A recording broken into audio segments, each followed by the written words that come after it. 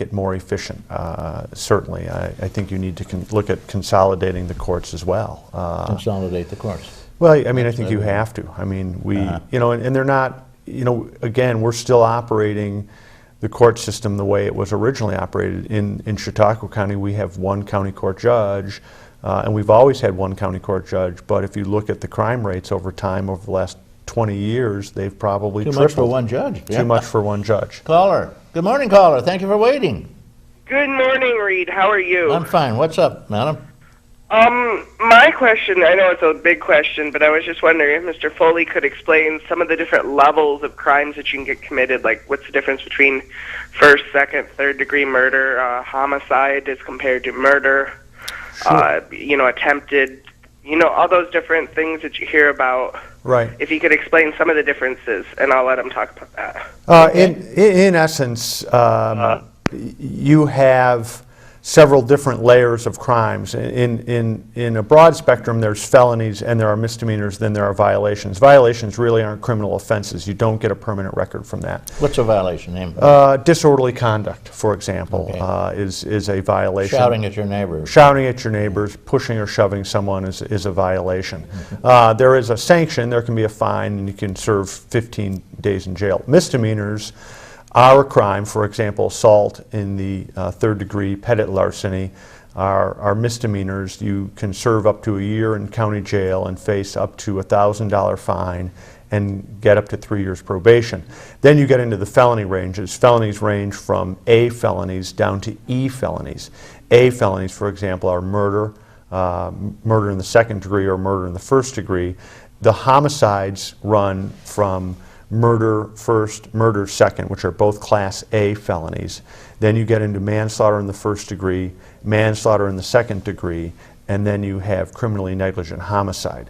Manslaughter in the first degree is a B felony, manslaughter in the second degree is a Class D felony. So what's the difference between first degree and second degree? Whether you murder them, you know? Well, it depends on, again, you get into levels of culpability. For example, murder in the first degree and murder in the second degree both require the formation of the intent to kill.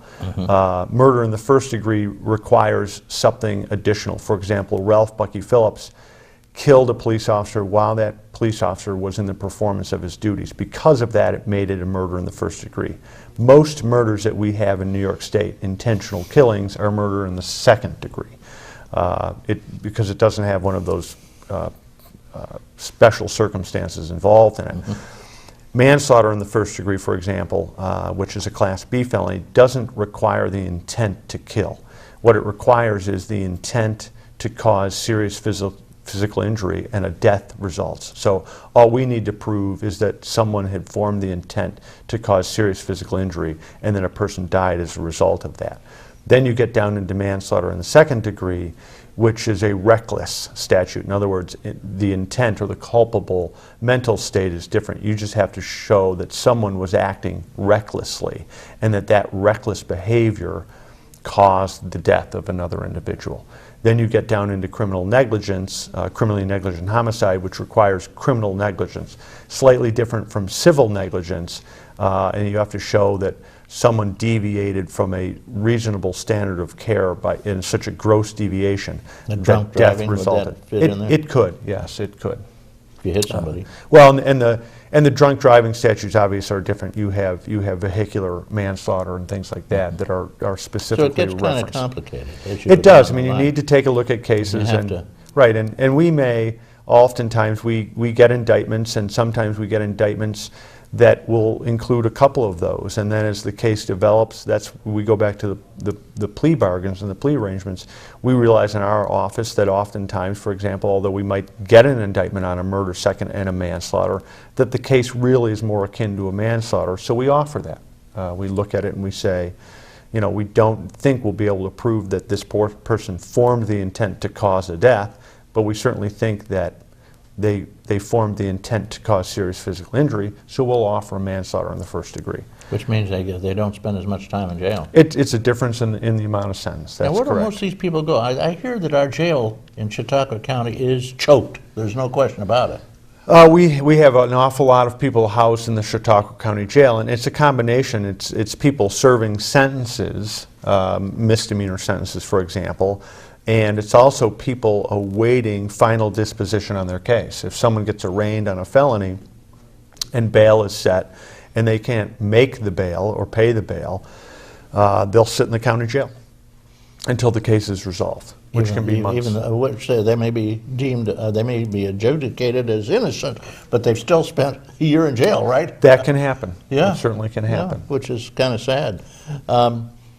I guess you are prosecuting the cases, then it's up to the judge, really, to determine how much time they'll spend in jail, right? To a large degree, we... Although if you plea out a case, that's pretty set, isn't it? Yeah, if we reduce a crime, we're allowed to dictate what the sentence is. Of course, the court always has the right to reject that and say, no, we're not going to do that. It's really done cooperatively with the defense and the judge, typically.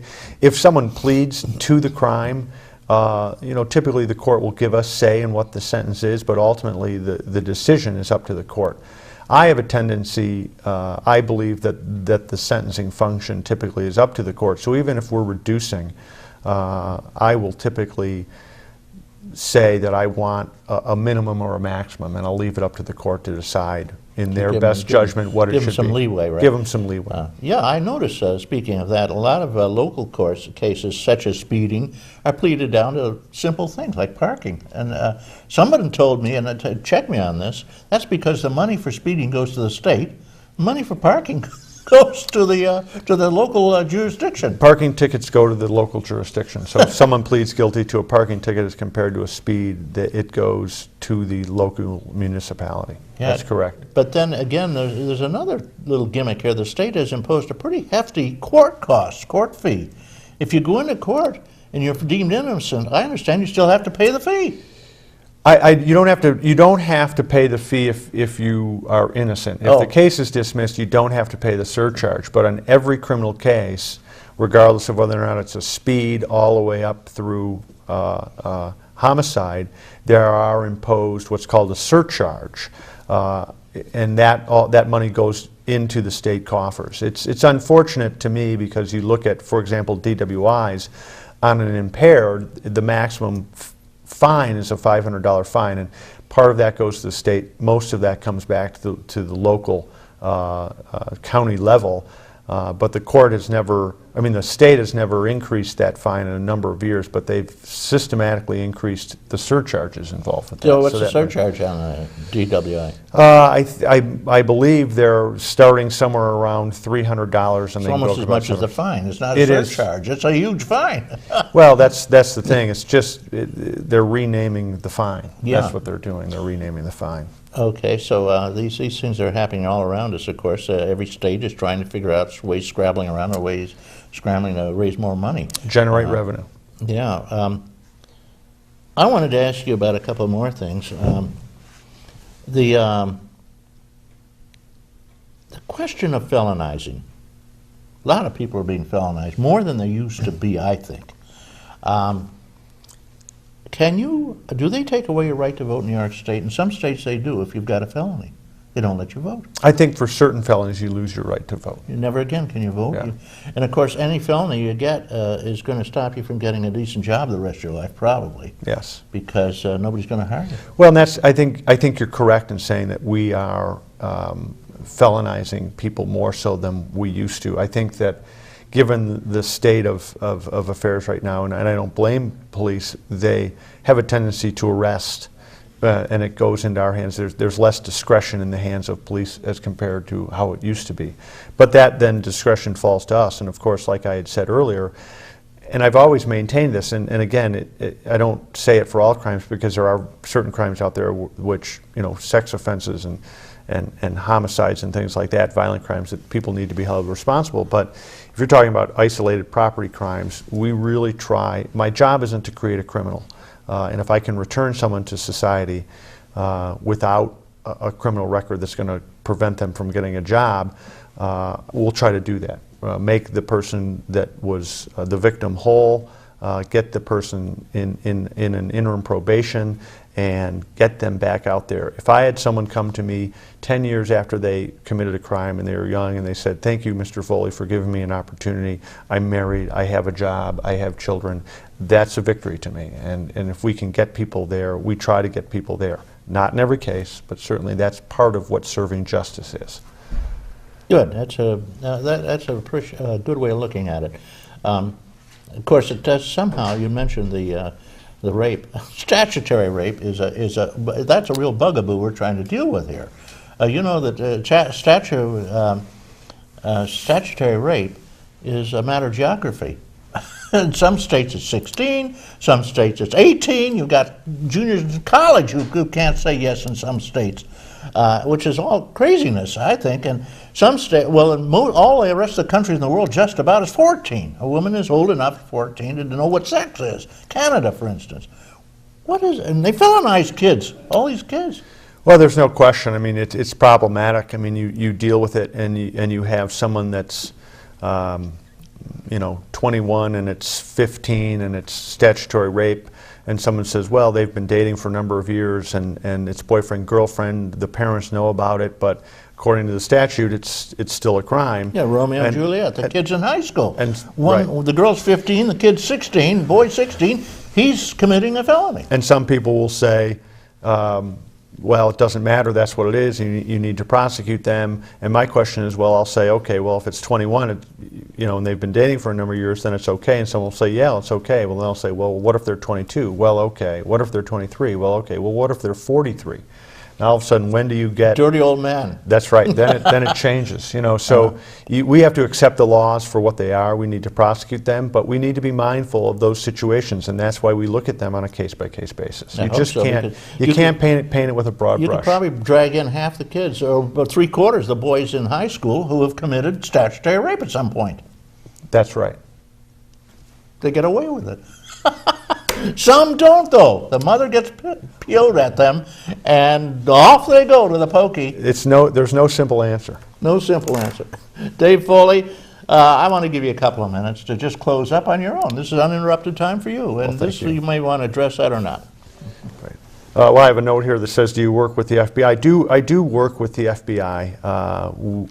We obviously have joint federal cases. For example, there was a homicide down at the airport in 2008. I'm sure people recall. We worked with the FBI in that case, and that actually became a federal prosecution. We turned that over to the Federal Prosecution's Office because it involved interstate drug trafficking and trafficking within the state. So we work with all agencies, state and federal agencies. I would like to thank Reed and his crew for having me on once again. It's really a pleasure to come here. I have said this before, I make myself available to the community.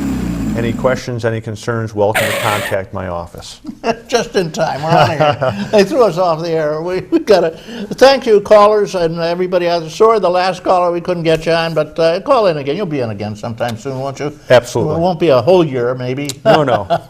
Good. Dave Foley, our district attorney, doing a wonderful job in the county under very adverse conditions. They're cutting his costs, and they're raising his caseload. We have I just want to thank everybody again, and I want to remind everybody that you should drive carefully out there. These roads can be slick at night, and it is a heck of a day outside. It's sunny and nice. Whoa, we're lucky.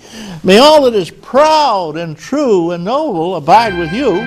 I want to thank Chuck Kelsey, Devin Taylor, Chris Mort, Chris Ramaker, Mort Flexler, Randy Burt, Ray Harvey, Jeff Zook, Dan Zenz, and last but not least, the Doc Hamels. Get out there and have a lot of fun with this beautiful winter we have, what's left of it. I'm Reed Powers.